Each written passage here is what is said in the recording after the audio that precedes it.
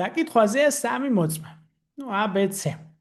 თითოეული გარკვეულ რამეს ამბობს, ხო? C H-მიტანილი უდანაშაულოა, B C იტყუება და A B იტყუებაო.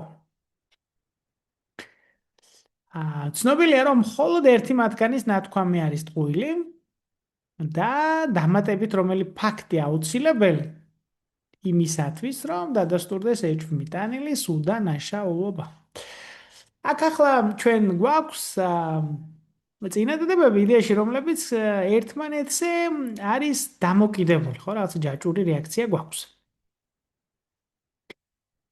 ერთ ვარიანტია, რომ ჩვენ წავიდეთ ახლა პასუხებიდან და ვცადოთ სხვადასხვა ვარიანტი და ეპასუხი აქ ძალიან საინტერესო, რომ დამატებით ფაქტი აუცილებელი არ არისო, პირობიდანო უკვე გამომდინარეობსო H-მიტანილის უდანაშაულობა. ამ ტიპის სავარაუდო პასუხი გვაფიქრებინებს, რომ შეიძლება სავარაუდო პასუხების გარეშეც გამოვიდეს მოცემული დასკვნა. ამიტომ ჯერ სანამ ჩავსვამთ ვარიანტებს, აი დავფიქრდეთ რაზე, ნახე. ერთი შემთხვევა ჩვენ აქ გვაქვს ესეთი, რომ C ამბობდეს სიმართლეს და ანუ მეორე შემთხვევა იქნება, როცა C იტყვის ტყუილს, ხო? აი თუ C-ს ნათქვამი სიმართლეა და ვთქვათ H-მიტანილი უდანაშაულოა, გამოვა რომ B-ს ნათქვამი C ტყუის იქნება ტყუილი, ხოლო A-ს ნათქვამი B ტყუის იქნება სიმართლე. ამ პირობებში მხოლოდ ერთი მათგანის ნათქვამი ტყუილი გამოდის. მეორე დაშვება შეგვიძლია ასეთი გავაკეთოთ, რომ C-ს ნათქვამი არის ტყუილი. ანუ H-მიტანილი უდანაშაულოა, წინადადება არის ტყუილი, რა დროსაც B-ს ნათქვამი C ტყუის სიმართლე გამოვა, ხოლო მართალ B-ზე A ამბობს, რომ B ტყუისო, შესაბამისად A-ც მატყუარა გამოვა. თუ კი ჩვენ ამოცანა გვეუბნება, რომ მხოლოდ ერთი ნათქვამი უნდა იყოს ტყუილი, გამოდის, რომ ეს არის პირველი სცენარი. სხვა სცენარი აქ ფიზიკურად არ გვაქვს, ხო?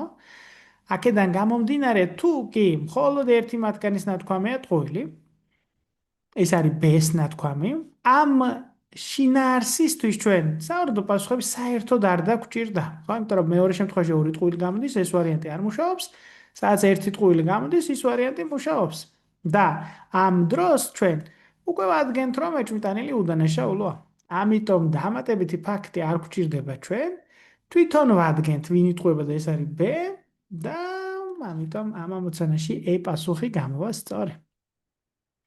ტყუის მაგალითად ეს სცენარი რომ აგვეღო, ორ სიმართლეს, ერთ სიმართლეს და ორ ტყუილს მივიღებდით, ხო? B ტყუის თუ ავიღებდით, კი, მივიდოდით ამ შედეგამდე, თუმცა ამ მონაცემის გარეშეც მივდივართ შედეგამდე, რომ B ტყუის.